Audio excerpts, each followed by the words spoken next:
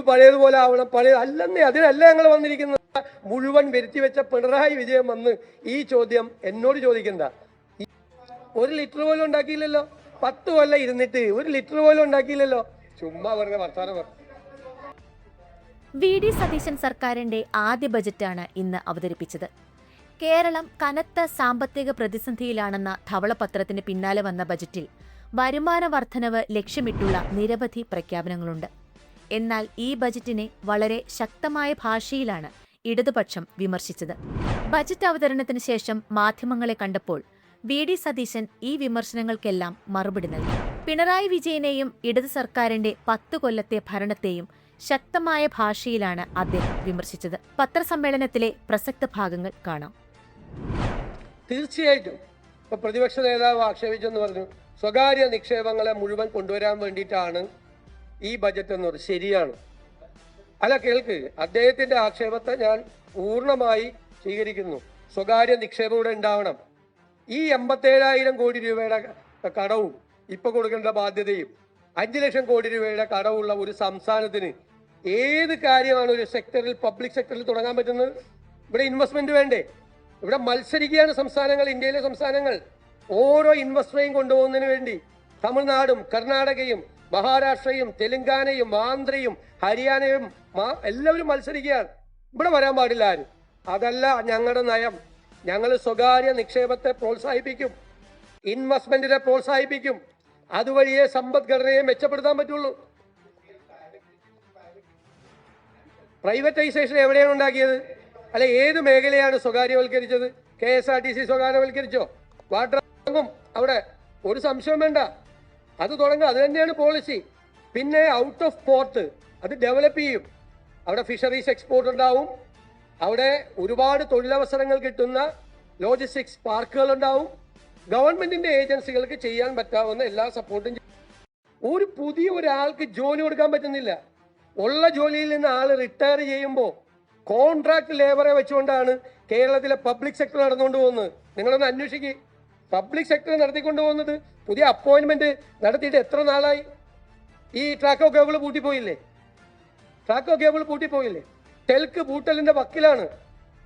Agro machinery corporation പൂട്ടലിന്റെ വക്കിലാണ്. Travancore cements പൂട്ടലിന്റെ വക്കിലാണ്. ആരുടെ പണം എടുത്തുകൊണ്ട് അതൊക്കെ നടന്നു പോകുന്നത്?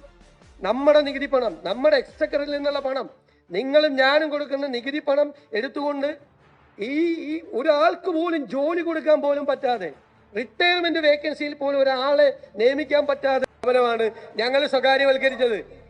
അങ്ങനെയൊന്നുമില്ല. ഇതെല്ലാം എല്ലാ സംസ്ഥാനങ്ങളിലും, കേരളത്തിലെ, ഇന്ത്യയിലെ എല്ലാ സംസ്ഥാനങ്ങളിലെയും ഇൻവെസ്റ്റ്മെന്റ് പോളിസിയാണിത്. 25 കൊല്ലം പുറകെ നടക്കുവാണ് കേരളം. ഞങ്ങൾ അതിനല്ല വന്നിരിക്കുന്നത്.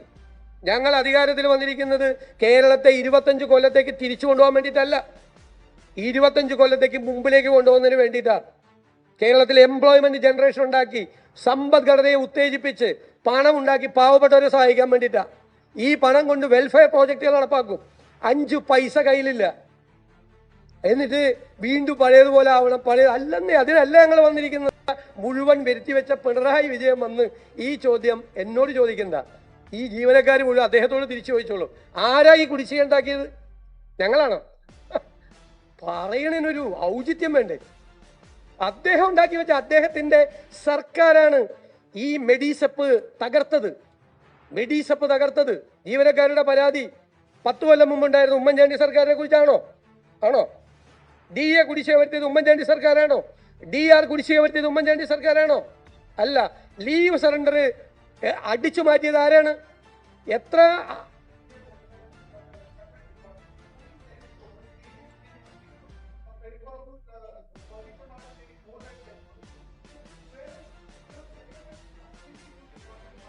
I will tell you.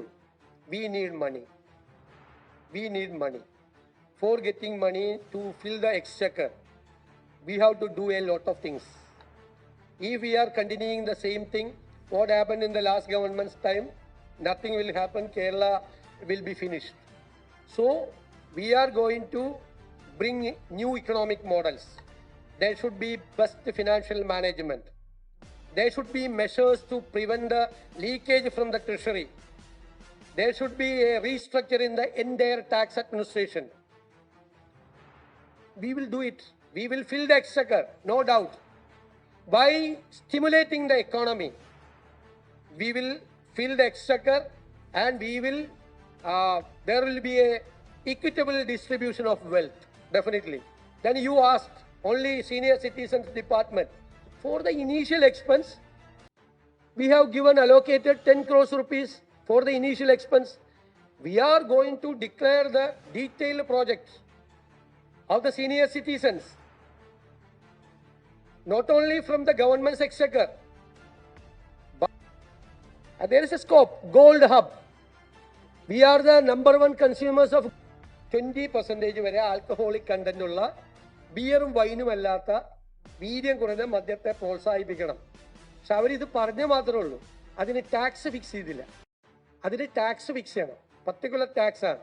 വീര്യം കൂടിയ മദ്യത്തിൻ്റെയും ബിയറിൻ്റെയും വൈനിൻ്റെയും ടാക്സ് അല്ലാതെ ഞങ്ങളൊരു ടാക്സ് ഫിക്സ് ചെയ്തു. അതിൽ 0.5 വരെയുള്ളതിന് ഞങ്ങൾ 120, അതുപോലെ 0.20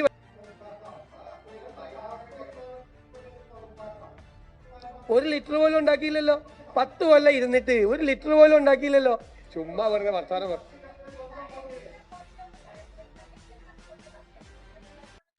സദേൺ കേരള കോറിഡോർ എന്ന് പറഞ്ഞാൽ തിരുവനന്തപുരത്ത് പോർട്ട് റിലേറ്റഡ് ആയി, സ്പേസ് ഇക്കോണമി റിലേറ്റഡ് ആയി ആയിട്ടുള്ള സംവിധാനങ്ങളല്ല. കൊല്ലത്ത് ചെല്ലുമ്പോൾ അത് മിനറൽ കോറിഡോറും പോർട്ടും, ആലപ്പുഴയിൽ ചെല്ലുമ്പോൾ പോർട്ടും ബ്ലൂ ഇക്കോണമി. ഇങ്ങനെ ഇതൊരു ഇക്കണോമിക് കോറിഡോറാണ്. കൂടുതൽ തൊഴിൽ സാധ്യതകളും കൂടുതൽ ഇൻവെസ്റ്റ്മെൻറ്റും വരുന്നതിന് വേണ്ടിയിട്ടുള്ള അവസരമാണ് സദേൺ ഇക്കണോമിക് കോറിഡോർ, ഈ 3 ജില്ലകളെ കേന്ദ്രീകരിച്ച്. അതോടൊപ്പം ടൂറിസം ഉണ്ടാവും. പറഞ്ഞല്ലോ, കാര്യം മണൽ കാര്യം മിനറൽ അല്ലേ, മിനറൽ എല്ലാം ഉണ്ടാവും.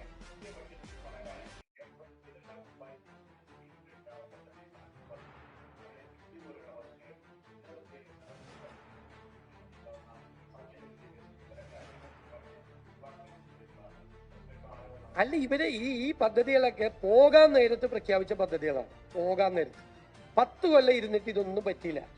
10 കൊല്ലം അധികാരത്തിൽ ഇരുന്നപ്പോൾ പ്രഖ്യാപിക്കാതെ ഇലക്ഷൻ്റെ EU ഓഫ് ദി ഇലക്ഷൻ്റെ സായാഹ്നത്തിൽ പ്രഖ്യാപിച്ചാണ് ഈ പദ്ധതികൾ. സ്ത്രീ സുരക്ഷാ പദ്ധതി എപ്പോഴാണ് ഇംപ്ലിമെന്റ് ചെയ്തത്?